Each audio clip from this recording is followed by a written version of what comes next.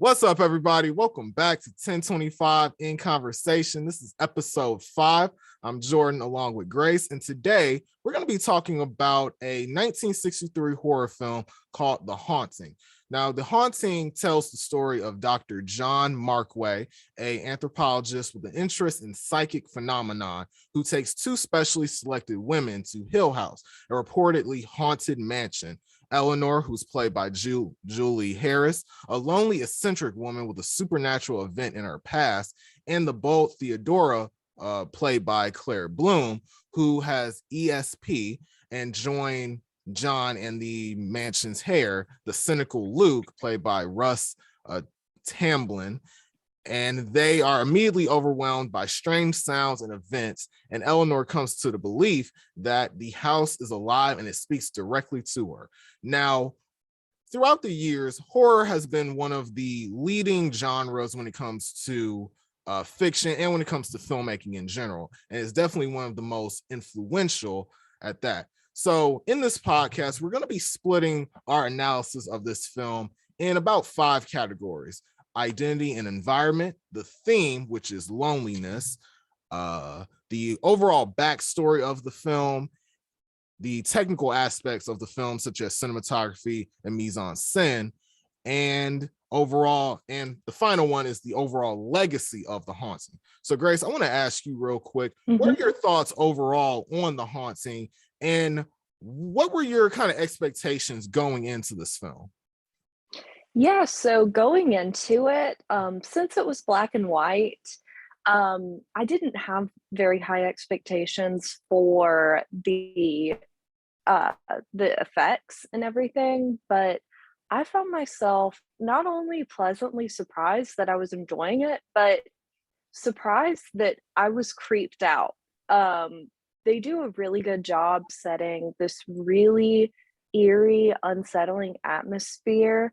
The characters are so dynamic, and you can't quite tell what their intentions are, and that really adds to this unsettling sense, especially Nell's character.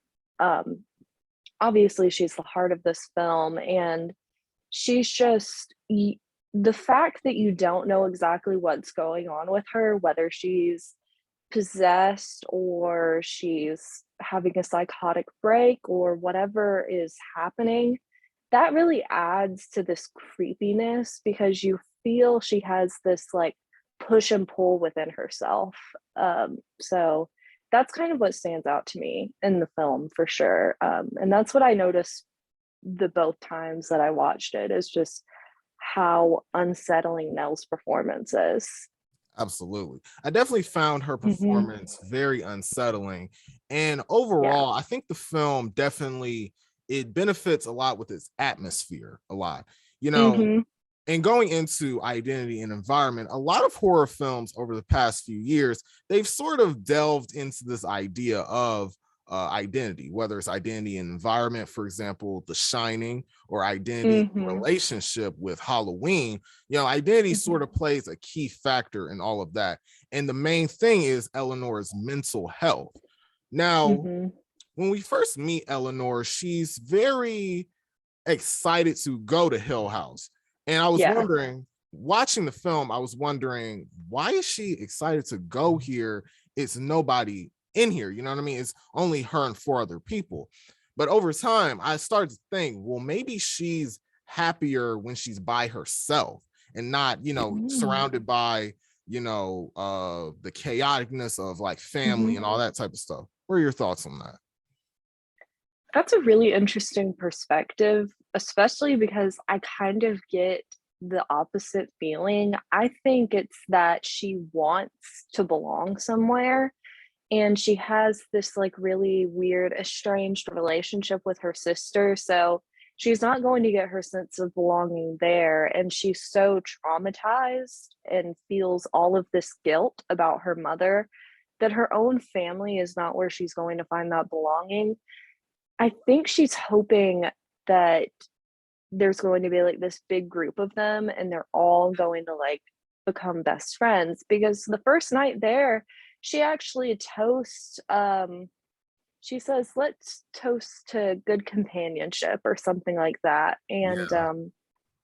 I think that's kind of where she is coming from, and she also just wants adventure, is the sense that I get, like, at the end, even as she's dying or about to crash her car, she says that she's like, "Well, something is finally happening to me. Something is happening to me, Eleanor, for once in my life." So it's tragic in that way that Hill House is the way that she has to, like, fulfill these pretty basic human desires and all of that. But that's interesting that you had a different take on it. Yeah, I definitely, now that I'm thinking about it, I definitely agree with you a lot, as she has this sense, she has this sense of like belonging, you know what I mean? Because even Mhm. when she first got there and she met, she was trying to talk to the lady who was like the housekeeper of Hill Mhm. House, you could definitely tell that she was thrilling. She was yearning for like some excitement in her life, as I personally feel like she Yeah. didn't really have that, in the Mhm. free world, Yeah. Yeah, definitely not. So, what what do you think ends up happening to Nell, though, in terms of her identity? Do you think that the house kind of, like, puts her under a spell? Because I thought it was interesting, and I didn't catch it the first time, but she's talking about that first night after, they've heard her and Theo have heard all the banging on the wall, and she talks about how it's exciting to think that it could be a ghost or something, and Dr. Markway comments that, it's not a good sign that she's excited because it's the first sign that she's falling under the spell of the house. So, I thought that was interesting, and I wanted to know what you thought.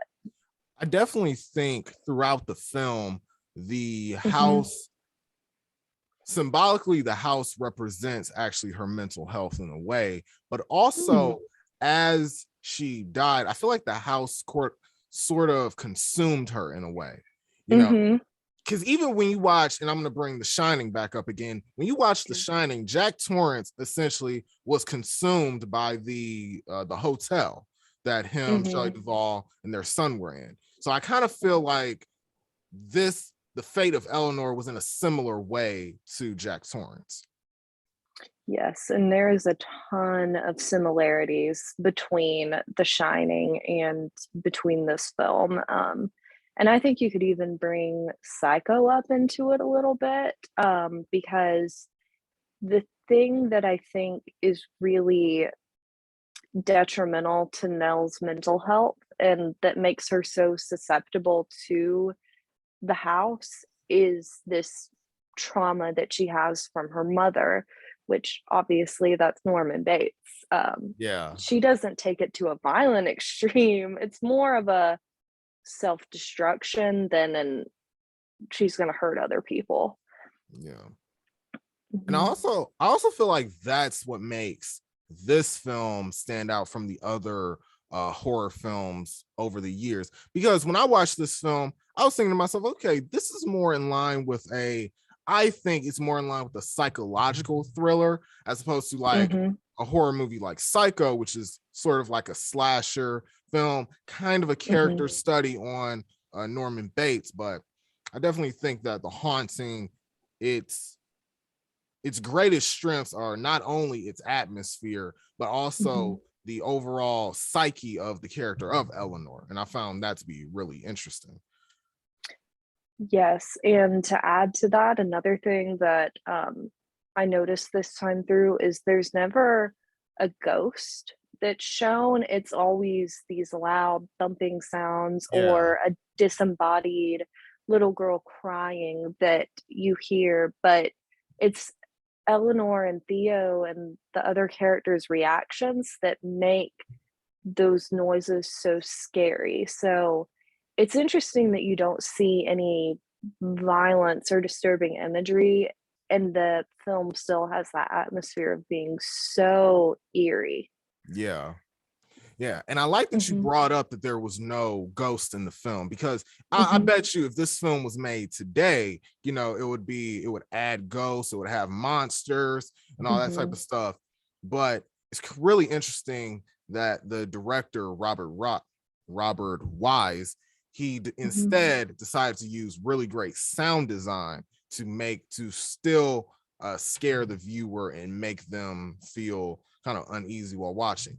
Now, I want to ask you a question. Since Mhm. this film has had a long-standing legacy, of course, most recently with Netflix's The Haunting of Hill House, do you kind of see some similarities when it comes to that original 1963 film and this mini series, or do you see that there were more creative liberties kind of to be taken or something like that? So I think this is a great question because the whole time I was watching it, you can't help but think of The Haunting of Hill House. First of all, The Haunting of Hill House is one of my favorite shows, and it was interesting that we were just talking about how this movie doesn't show ghosts because the ghosts in The Haunting of Hill House are not only shown, but there's an entire episode dedicated to the backstory of one of the ghosts, and they're much more fleshed out, which of course it's a TV show. There's a longer runtime. So there's a lot more backstory, but at the same time, the backstory that the show provides is very similar to the backstory of, like the house when it was first built and Mrs. Crane died mysteriously, and then everyone just kind of dies who ends up inheriting the house. That all tracks in the show. And the most visual similarity is when Nell is dancing by herself in that courtyard around the statue. There is the exact same scene where Nell in that show, right before she kills herself in the house, actually, is dancing all around the house. But she is seeing her dead fiance in her head, but it's not. So, and Nell is very, very mentally ill in that show, but they flesh it out a lot more. So you can see that the the movie provides the the building blocks for the TV show. Yeah. And it, Mhm. and it makes sense because the TV show is much more long form. There's a lot Mhm. more, there's a lot more opportunities to flesh out the character and flesh out the story. Yeah. Now, one of the themes that I saw th- prevalently throughout The Haunting was the idea of loneliness. As this Mhm. film only has about four characters and they travel throughout this giant mansion, you can kind of see that Mhm. throughout the film it's sort of like a new adventure for them. And Mhm. speaking of Eleanor, throughout the whole film, Eleanor doesn't want to leave Hill House. And like I mentioned throughout the film, I was like, why do you not want to leave Hill House? But then I realized, wait a minute, she wants a sense of, like you mentioned, a sense, she yearns for a sense Mhm. of belonging. And I also thought is that Eleanor was happy kind of being sort of alone as opposed to the social life that's outside of Hill House. But Grace, what are your thoughts on Eleanor, the overall loneliness of that character? So, I think that the loneliness is a theme that Eleanor most, I guess, like overtly deals with, but there's a sense, particularly from the deleted scenes, that I think would have added a lot more texture to the other characters where you would find out if Robert Wise hadn't have had to cut these scenes because they were just deemed too scandalous for the time, that both Dr. Markway was having marital problems and Theo had just ended her relationship. So they're coming into this space all with this sense of isolation. And I think that for Nell, it's kind of this lifelong state that she's been in, and she's ready for it to be done. And I think she's desperate to find companionship anywhere she can. I think that's why she develops this misplaced feelings for Dr. Markway, and it's also why she has I thought it was interesting, her relationship with Theo, because they're always saying that they'll be like sisters, and they fight a ton. Like, Yeah. she gets so genuinely angry at Theo at some points because Theo does some stuff that's kind of rude, and it reminded me of a very real sibling relationship. So Yeah. I don't know. I feel like even when Nell isn't being treated super well, she's still gonna take it because it's something. So I don't know. What do you think of loneliness in the film and Nell? I feel like the loneliness regarding Nell is, like you said, like, even if she takes the most crap from people, she's still gonna go with the flow and try to, fit in from the crowd, because Mm-hmm. I also think that the longing for somebody is also kind of it adds on to her character, because she's trying Mm-hmm. to connect with people, but they're kind of out of touch with it. It almost feels like they're out of touch with reality. When she's talking to the Mm-hmm. housekeeper, she's just all quiet and stuff, and it kind of shows, like, when I first watched it, it kind of shows, okay, Mm-hmm. something's strange going on in this mansion. Yes, and I think since you brought up the Dudleys, they're worth talking about because they really set this eerie tone. I feel like, even though you don't see a lot of them, especially Mrs. Dudley. So, what do you think of their characters? And I will say, I'm curious because in the Haunting of Hill House TV show, they have a huge part. They have a child who you find out died at Hill House and is one of the ghosts haunting it, and they're much more tortured, but you still get a weird vibe from them in the movie. I definitely got a weird vibe from them, the Dudleys, in the beginning Mhm. of the film. I honestly thought that they were going to be like the villains of the movie, but Yes. now that you said that about the Haunting of Hill House, where like their child was dead, and then now they're like a ghost of Hill House, it kind of makes me Mhm. feel personally that they're kind of been the mansion of Hill House, as it's mentioned in the film, has been around for 90 years and probably will live on for 90 more. I kind of Mhm. view that as they were probably being like controlled. The house kind of controlled Mm. them in a way to where they couldn't leave. Now, granted, in the film, Mrs. Dudley does leave and she goes on like with her very day and stuff, but that's Mhm. actually very interesting that that TV show kind of adds something to the film. It pretty Mhm. much complements it in a way. Yes, definitely, and, that's very interesting that you say the house controls, them, and I think you do they feel like they have an obligation to the house. I think at the time it was probably meant more as just a bit of a class commentary, like, these people are forced to work in this terrible place because there's no other choice.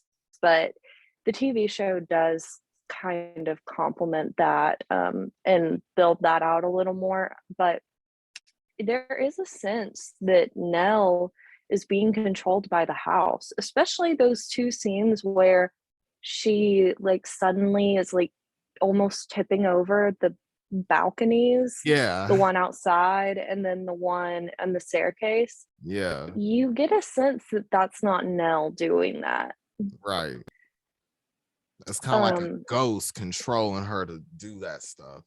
and so then with that, um, Nell, early on, the first night, she remarks that the house is alive, and she kind of keeps making that sentiment throughout. So, do you think the house is actually alive, or do you think there's some other kind of explanation, or what do you kind of think is going on with Hill House? There's kind of two theories that I get. The first one Mhm. is that the house is alive and everyone who has been a visitor of Hill House has died and has become a ghost, a part of the overall family of the Hill House Mhm. ghost, right?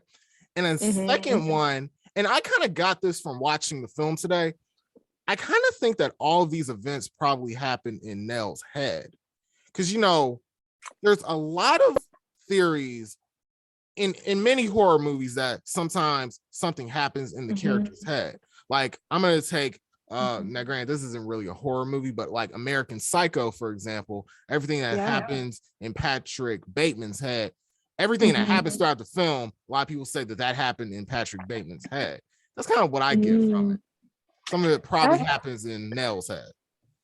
that's very interesting, and I'm glad you brought that up because I noticed when Nell made the comment today when she was kind of having that whole meltdown, in the room with the harp with, it was just her and Markway, and she was saying that, what if she's just making this all up? She said it. She was like, "What if all of you were just in my head?" And then he brushed it off as you know, that's the easy explanation for the supernatural is to just excuse it with insanity.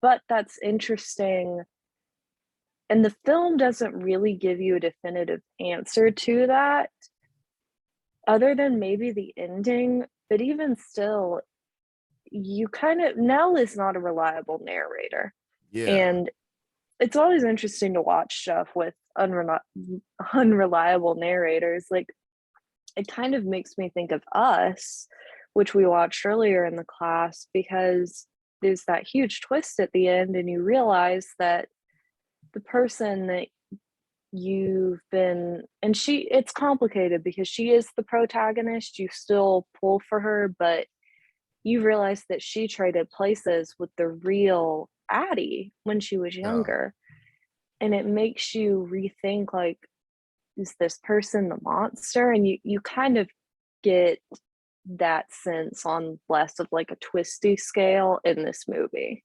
Yeah. Mhm.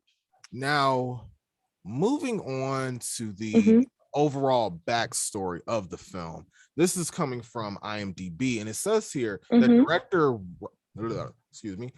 Yeah. Robert Wise read a review of Shirley Jackson's novel, The Haunting of Hill House, in Time Mhm. magazine and decided to get the rights to the novel. He later met the writer herself to talk about ideas for the film and all that type of stuff. He asked Mhm. her if she had thought of other titles for the novel because the title would not work for the film. And she told him that the title that she considered was simply The Haunting.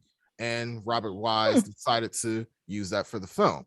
And there Mhm. are a lot of other sort of ideas when it comes to this film. For example, Claire Bloom, she plays Theodora. It states right Mhm. here that Claire Bloom was intrigued to play the role of a woman who was attracted to another woman. She Mhm. said she got along with everyone on set except for Julie Harris, who plays um Eleanor. Grace? Or no? Okay. Yeah, Julie Harris, who tried everything to avoid her and not talk to her. At the end of the shoot, Harris went over to Bloom's house with the president and explained that the reason that she had kept to herself was to stay in character. Now, this brings up a really interesting idea because throughout the Mhm. film, you can definitely tell that these actors, there was a clashing sort of between these actors.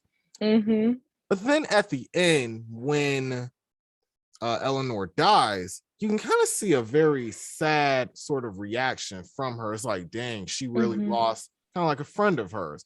Did Mhm. Grace, did you kind of get the idea that there was something going on between these two, or did it just kind of come off like just two random strangers who met each other? I definitely did not realize that there was real life conflict between the actresses, and I think that's a really interesting choice on the part of oh gosh, what was her name that plays Theo? Her name is Claire Bloom. Claire Bloom. Okay. So that was an interesting choice of Claire to do that because you don't get the sense that Theo dislikes her.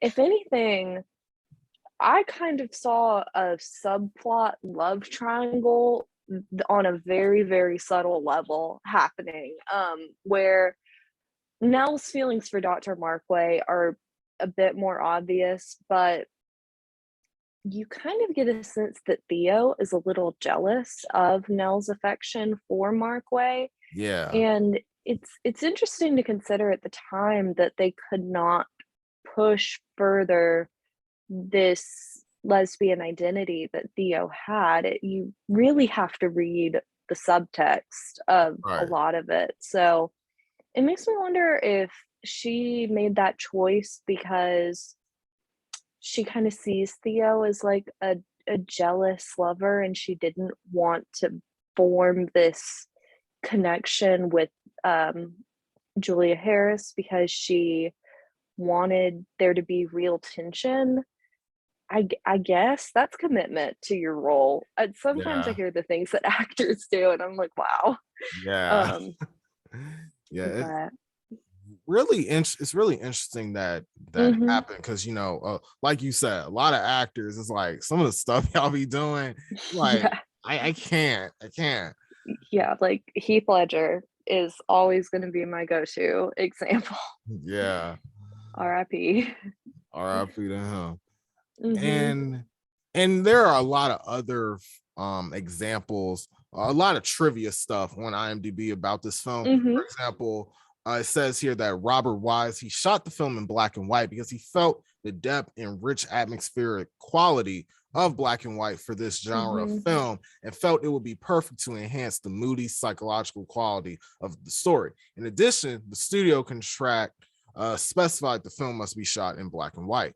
And I feel Hmm. like the black and white aspect of the film, it definitely adds to the overall creepiness of the movie. I feel like if this Mhm. was in color, I feel like it wouldn't really kind of have the same impact as it did in black and white. What are your thoughts? I completely agree with that because especially considering they didn't have a lot of like color grading and stuff where they could have like made some scenes darker when they needed to be as easily. I feel like it would have almost taken away from that highbrow horror feeling of it, and it might have made it less eerie because there's something about they show these big scenes of this sprawling house and there's no color and it Yeah. makes it feel older. It makes the house feel like it's this ancient, like stood for 90 years. Like it just suits the story much better for sure. Yeah. And a few examples when it comes to the post-production. I think it Hmm. says here that Robert Watt, and this is probably how he found out about the overall story of The Haunting of Hill House. He said when he Hmm. was in, it says here, when he was in post-production for West Side Story, he read a review in Time Magazine about The Haunting and he found it frightening. So he passed it on to Nelson Gidding, who he worked with on I Want to Live in 1958. Gidding did the full treatment, and then that's how they kind of went into production on the film. Now, Hmm. another thing, and this is regarding with cinematography, it states right here that the famous sharp contrast of the house against the dark sky and the cloud Hmm. that was created by the use of an infrared film stock.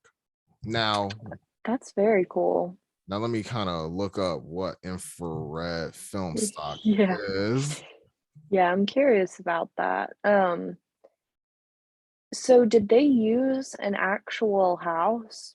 Because I was thinking it was one of those where it's like a painting and for like the actual shots of the house. Yeah. Um,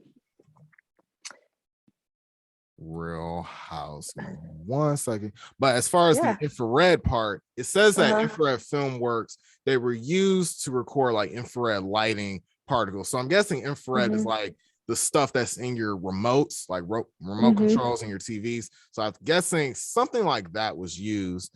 And a lot of photographers, they shot with infrared Mhm. lights or something, and it was possible to practice Gotcha. photography at night within several parameters. But as far as the Mhm. actual house, the Haunting of Hill House, this comes from Fancy Pant House, and it actually was real. Let me share this with you.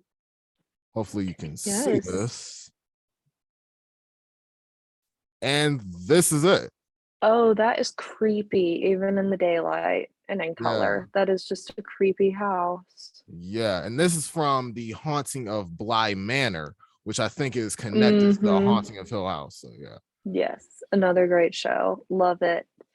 Um, so speaking of the house and, its architecture, it's a really weird and interesting detail that Dr. Markway points out that because Hugh Crane was kind of eccentric, that he built the house on all slightly off angles, so there's no right angles in the house, and no, Nell points out how that really suits the house and how it kind of adds to that haunted feeling even early on. So, what do you think of like how that affected, um, I guess, the character's experience?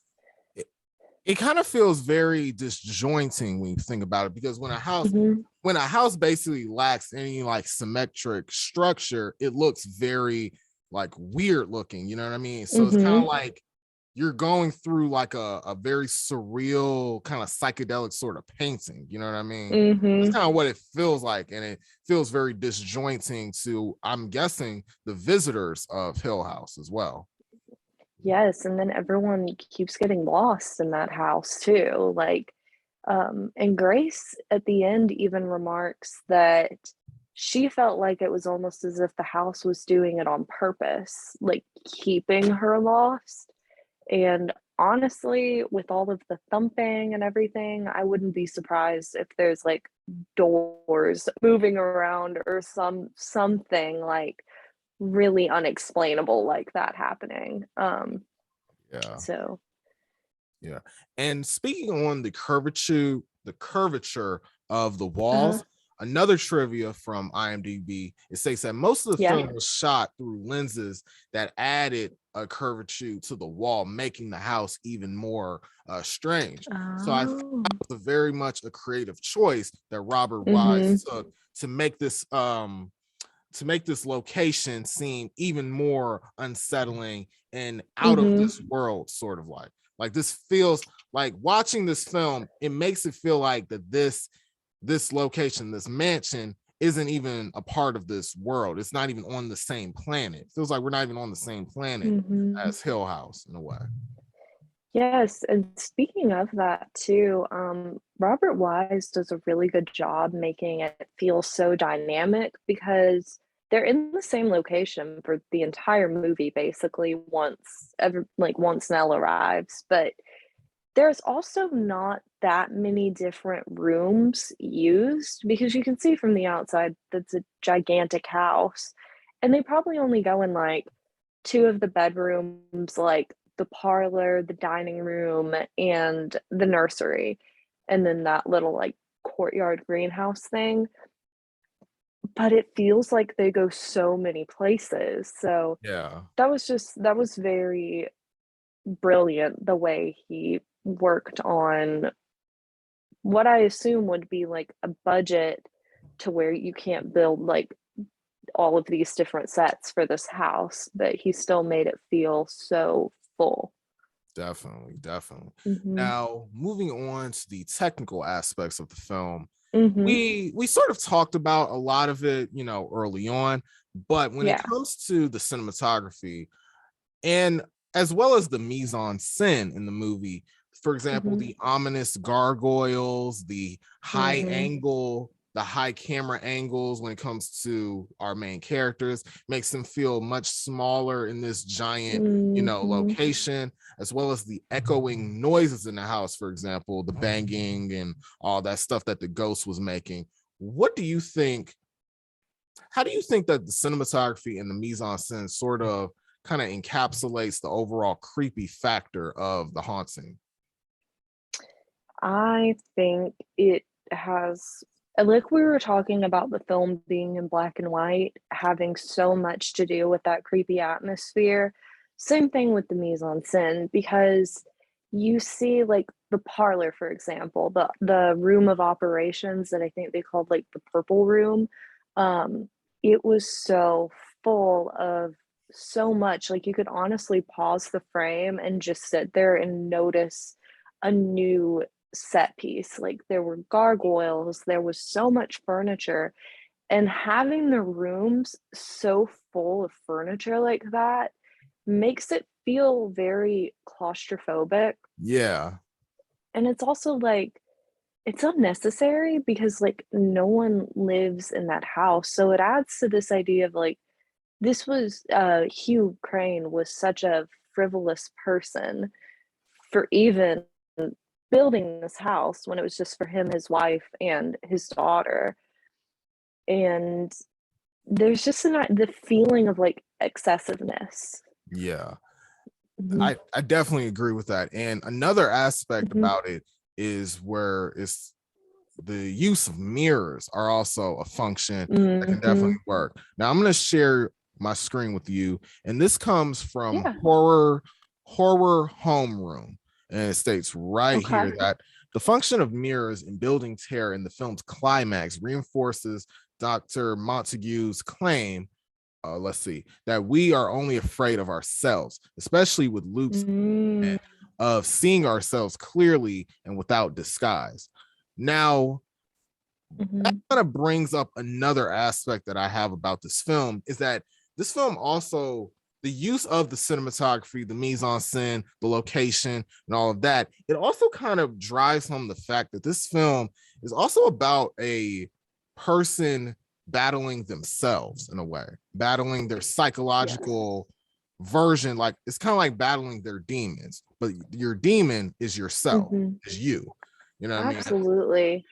And going back to a point you made a while ago where you said that the house is symbolic of Eleanor's mental state, if that is true, following that kind of strain of thought, then she is really in this unfortunately losing battle against herself, because the house, I mean, she says she has a wonderful quote where it's towards the end of the movie and she says that this house is swallowing her piece by piece. Yeah. And I think that contributes to her declining mental state.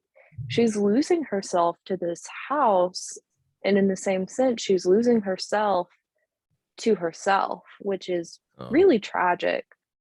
definitely is. And that's Mhm, and sadly, that's a fate that a lot of people go through, you know what I mean? Especially when you're mhm, dealing with a mental illness and all of that stuff. And mhm, another quote right here, and it states right here that, give me a second, I'm gonna share this mhm, again. And it also states that in Eleanor's case, seeing herself without disguise means facing the truth that she has no identity because she has failed to establish a meaningful rationality. Rather than mm, establishing her own identity, she has only succeeded in temporarily reflecting those of others. You know, the scenes where she has with mhm, Theodora, where she's angry and she's very frustrated. I feel like that's her kind of realizing that everything that she's gone on in her life, she's kind of wasted mhm. it because she doesn't have an identity outside of, Hill House. She doesn't have that, Yeah. you know. No, she doesn't. She really, and that's another layer of like the tragedy of Nell is like she spent 11 years taking care of her mom, who you get the sense that it wasn't something she did completely willingly. She did it more out of familial obligation, and she really lost herself doing that, I feel like. And what we're talking about now and kind of losing herself to herself, major spoiler warning for the Haunting of Hill House TV show, but you actually find out that this ghost that young Nell is being haunted by growing up is, and it's kind of trippy to think about it. You can't think about it too hard. It's her adult self haunting her because adult Nell kills herself in the house, and somehow adult Nell is haunting young Nell. And so it kind of becomes this loop of Nell torturing herself and Nell not being able to escape her own self. So that's another way that the show pushes that idea further. But I mean, honestly, you get plenty of it in the movie as it is. Yeah, that's very interesting. Bring that up Mm-hmm. about the fact that she's torturing herself. You know what I mean? And Mm-hmm. it's very interesting. This film has a very Mm-hmm. interesting sort of underlying theme regarding mental health and Mm-hmm. regarding like I don't want to say self-harm, but stuff like that, you know. Mm-hmm. And And speaking you yeah, no, sorry, I was gonna ask you a question. So speaking of mental health too, how do you think audience received this at the time without like doing research? Because mental health is a more fairly new conversation. So do you think people saw this and they were like, oh, she's crazy, or they had a bit more sympathy for her and they were like, this is someone who's really sick and she needs help? I really like that you brought this question up because I Mhm. feel like, now mind you, this film came out in 1963, so that was Right. about 59 years ago at this point, because 1962 is Yeah. 60 years ago. Back in the 60s, that mental health was not talked about as much as it is now. You know what I mean? Yeah, for sure. So when I watch this film and have that Mhm. knowledge, I was thinking the audience members were probably thinking, oh, she's crazy.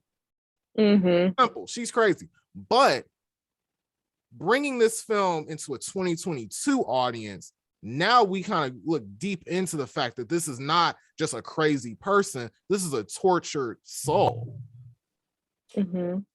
And to that point, I think the actress, even in the time, played her to be very sympathetic and played her to where she's not crazy, she's not unhinged, she's not a Norman Bates or, even a Jack from The Shining. She is very genuinely suffering um, because of her own mental state. So it's really beautiful the way she handled it. Yeah. And speaking of Julie Harris, the actor that plays Mhm. Eleanor, Yeah. it says right here, I'm going back to IMDb, that Julie Uh-huh. Harris agreed to do the film in part because of the fact that the role was complex and the idea of the house Mhm. taking over Eleanor's mind was very interesting. But she also Mhm. chose it because she had a long-standing interest in parapsychology. So Oh, it's yeah. very interesting that she took this Mhm. role. And then another quote from, and it says right here, in the 50th issue of Scarlet Street magazine, Julie Harris revealed that she wished she could go back and play the character differently. Well, I would have been odder looking as Eleanor, she said. I think she was too ordinary. I just wanted to be odder. Do you feel like that kind of takes away the whole sympathetic element from Eleanor in a way? I was actually thinking that as you were saying that. I was like, in my head, I was like, no, you did it very well. And the fact that someone can look at Eleanor and identify with her in ways, I think it makes it creepier because you don't get this sense that you're completely disconnected from this story. Yeah. It You get a sense like even though it's fiction, you're like, oh, this could happen to me. And I definitely felt like when I was watching that, I had those moments where I was like, oh my gosh, like not that I'm going to like be like Eleanor, but just that she is such a real person that you can definitely see it happening. Yeah. It's like Mhm. she's not a final girl, you know what I mean? Where like Mhm. escapes the house and gets on a truck and goes as far away. She's a real person who goes through these things, you know. No, and I think the fact that she looks ordinary, especially compared to Theo, like Theo comes in and like she's like all dressed up. She does her hair like really fancy. Like she's very much like a glamorous, like she almost looks like a model in the 60s Yeah. versus Nell is that ordinary woman, but that makes it all the more better to me. Yeah. Mhm. Now, moving on to the final aspect of this podcast, and that Mhm. is the influence and the legacy. As we've said, we've talked about this a lot on this Mhm. podcast, from the Yeah. influence of The Shining and as well Mhm. as the Haunting of Hill House and the Haunting of Bly Manor. Grace, I want to Mhm. ask you, how do you think that the influence of The Haunting has sort of transcended the overall landscape of horror cinema? I think that this movie really transformed horror cinema because, as we've discussed in our class, that this movie kind of made horror trendy or popular. It made it something that people wanted to seek out and not they could go and see it and not see the abject necessarily, because there's not disturbing imagery in the terms of, like, the abject or the uncanny in this Yeah. film. It But it made it unique in that it was still able to be scary without those things, and I think it showed filmmakers that they don't have to lean on that disturbing imagery to make an effective, horror. Like I'm trying to think of an example of one. I mean, you've already talked about The Shining and everything. Even like, I mean, I know Get Out has to go back to Jordan Peele. I know Get Out has that disturbing imagery in there, but for a lot of that film, it's very much psychological and you don't get any abject stuff until the very end. Yeah. And the way that it builds suspense though with just this unsettling sense of, again, it's very character driven, and as in The Haunting, you can't quite tell where it's leading with the characters. Like you said about the Dudleys, like are they going to be like the mastermind or no? And I think that even probably to directors, they may not be aware of the influence that this movie has on their stories, but I think it has that underlying influence. Yeah. I definitely agree with you on the fact that this film does not have like disturbing imagery as of like Mhm. peeping, like for example, Peeping Tom or Blood Feast Yeah. or stuff like that. Like this is definitely, Yeah. it's creepy, but there's kind of it's kind of like a calmness to it, to the creepiness. You know what I Mhm. mean? And Mhm. as far as my take when it comes to like the influence of this film, of course I mentioned Shining and Mhm. all that, but like the greatest director Martin Scorsese, he named this his favorite horror movie out of all the That's very cool. decades, you know. Yeah, Mhm. out of all the decades of horror, that's his favorite movie. Mhm. um and yeah, I think that I feel like this film is already, like you said, it made horror trendy, and it kind of opened up the floodgates to other horror films that were more kind of like sophisticated in nature. You know what I mean? Like I think also Alfred Hitchcock had a hand in like making suspense and horror trendy with Psycho. For sure. I don't want to call Vertigo a horror movie. Vertigo is more of a thriller, and Rear Window is more of a thriller as well, but he definitely made that more trendy and more sophisticated, and it was more viewed as art as opposed to just like a B movie. You know what I mean? Yeah. And all of those movies though have that psychological aspect to it. And I think The Haunting handles that psychological horror so well that it paves the way for Silence of the Lambs, one of the best psychological horror movies, even though the feel of those two are drastically different.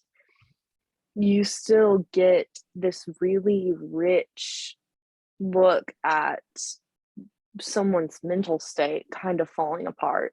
Yeah. And and that pretty much sums up The Haunting, basically. So Yes. Grace, thank you for being a part of the podcast. Thank you guys. Yes. And thank you guys for watching 1025 in Conversation. I'm Jordan along with Grace, and I'll see y'all next time. Peace.